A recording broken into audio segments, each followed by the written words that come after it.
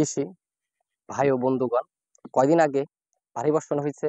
মরিচ গাছ যদি মরে না যায়, তার জন্য আমরা কি সার ব্যবহার করেছি।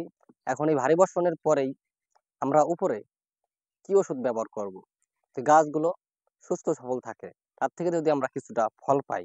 আর গাছ যদি একেবারে মরে না যায়, জন্য আমরা একটি সার ব্যবহার করেছি। ভিডিওটি যারা দেখেন নাই, ইনশাল্লাহ দেখে নেবেন। আর এই বৃষ্টি চলে যাওয়ার পরে এখন কি ওষুধ ব্যবহার করব আপনাদের মাঝে আমি সেগুলো দেখাবো। ওষুধ দিয়েছি, আরো দিব। এর মধ্যে আপনাদের মাঝে আসলাম, প্রচুর গরম, দেখতেছি আমি ঘেমে নিয়ে উঠছি, কারণ গরমের ভিতরে ওষুধ দেওয়াটা ঠিক না। তারপরও একটু সুযোগ পেলাম। মেঘ ছিল দীর্ঘতি 15 দিন। এই 15 দিন বৃষ্টির কারণে, মেঘ বৃষ্টির কারণে আমরা কিন্তু ওষুধ দিতে পারি। আজকে ওষুধ দিব। মেলা কষ্টের মাধ্যমে চলে এসেছি, শরীরটা একটু অসুস্থ।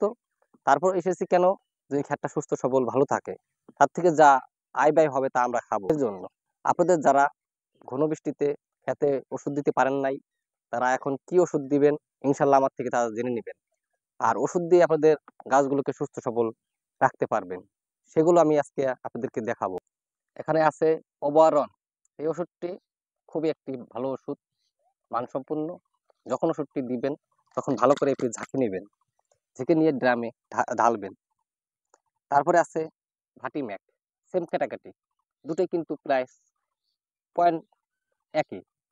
তারপরও তবু এই ওষুধটা দিচ্ছি দুটি একসাথে দিচ্ছি কেন কেন দুটি ওষুধ কেন একসাথে দিচ্ছি, যদি ডালের সাথে একটু ভর্তা হয়, বাঙালির প্রিয় খাদ্য হয়, সেজন্য দুটি ওষুধই স্যাম ক্যাটাগরি দিলে পরে যে মাকড়টা আছে একেবারে শেষ হয়ে যাবে।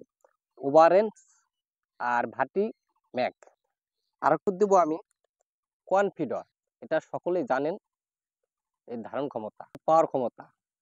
এটা এমন একটি ওষুধ যা মরিচ খেতে, বিভিন্ন ক্ষেতে জাপ পোকার জন্য আমরা ব্যবহার, মরিচে আক্রমণ করেছে অনেক ক্ষেতেই, সেজন্য আজকে এই ওষুধটি আমি দিব। এগুলো কথা বললাম, আপনারা এই মরিচ খেতে স্প্রে করে দিয়ে দেন, ইনশাল্লাহ আপনারা তার থেকে অনেক বেশি ফলাফল ভালো পাবেন।